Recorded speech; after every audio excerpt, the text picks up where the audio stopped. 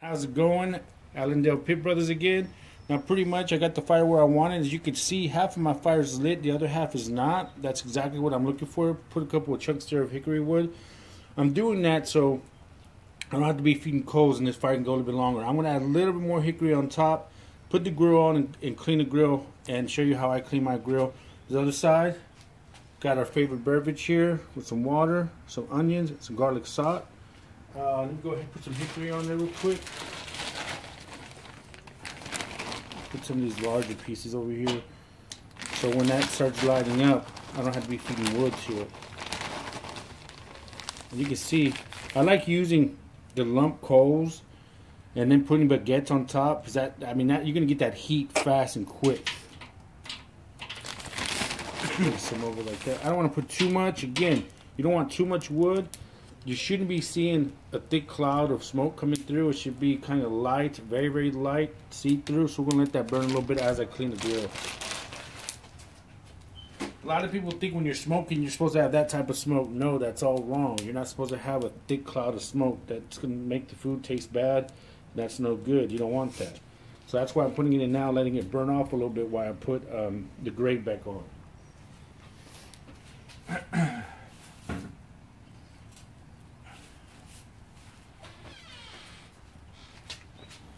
Put the grate on.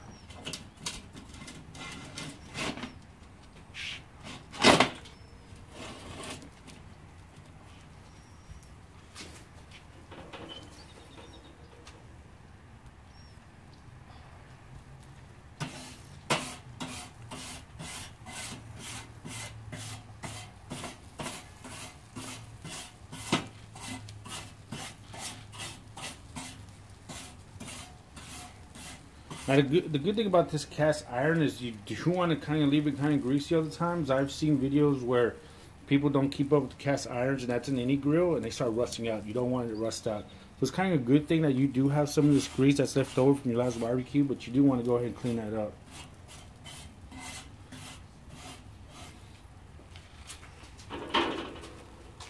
I like to use an onion, get that grill real clean. The reason why I like to do that is because look at that. Clean some of that right off of there. Clean some of that black residue. Plus, man, it does smell good when you're burning onion.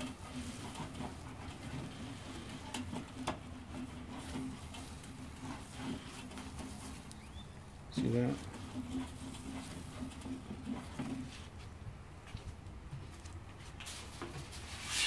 I'm going to spin this around so I clean the other side of the grate.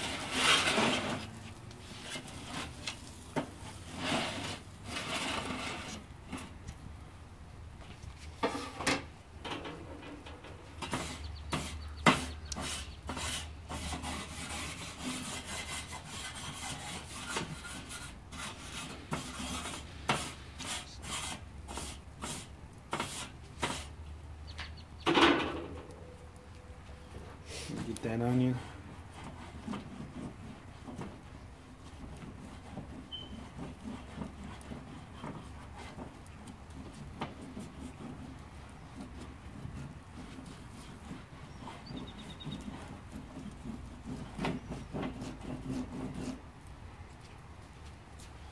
Leave that onion right in there. Let that burn out a little bit.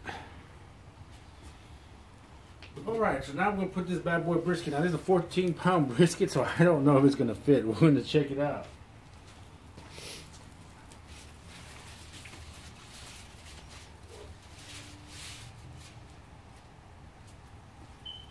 Put this bad boy right here. Oh yeah, 14-pound brisket does fit.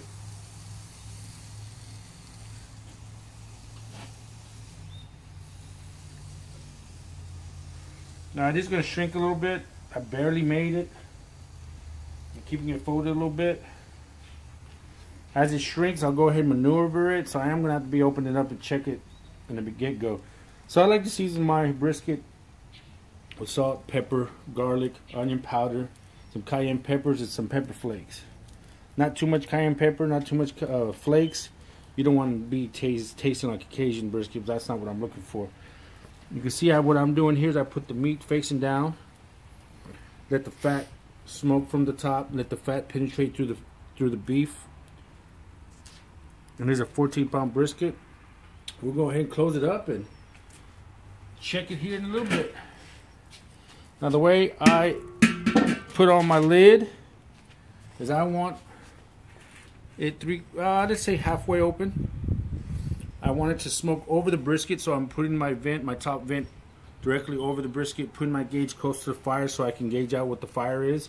Now down here I'm going to keep this open probably about let's say 3/4 of a way, so I can get some good airflow through there, feed that coals.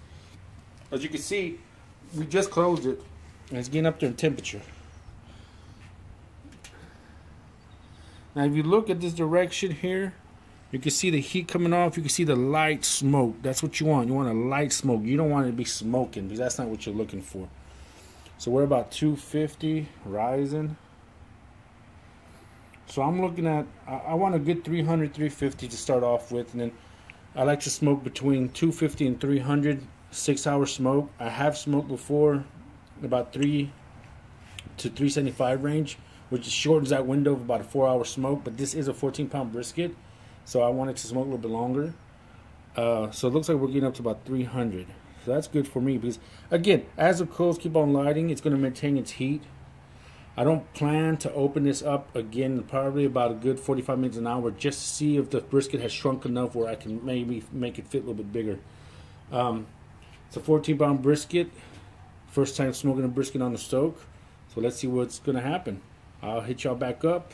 This is Allendale Pit Brothers. See y'all later.